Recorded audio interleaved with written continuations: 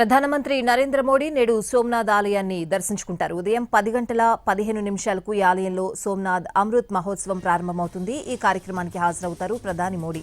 ఇందులో భాగంగా నిర్వహించే విశేష మహాపూజలో ప్రధాని పాల్గొంటారు. ఆ తర్వాత ఆలయ ప్రతిష్టాపన క్రతువులైన కుంభాభిషేకం, ధ్వజారోహణ కార్యక్రమాల్లో పాల్గొంటారు.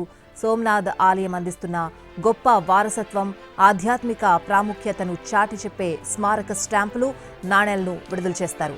భక్తులను ఉద్దేశించి మోడీ మాట్లాడతారు. 12 జ్యోతిర్లింగాల్లో ఆది జ్యోతిర్లింగంగా పిలువబడే సోమనాథ్లో ఆలయం పునర్నిర్మాణం జరిగి ఈ రోజుతో 75 ఏళ్లు పూర్తవుతుంది. ఈ సందర్భంగా ఆలయ ప్రాంగణంలో ఆధ్యాత్మిక, సాంస్కృతిక కార్యక్రమాలను నిర్వహిస్తున్నారు.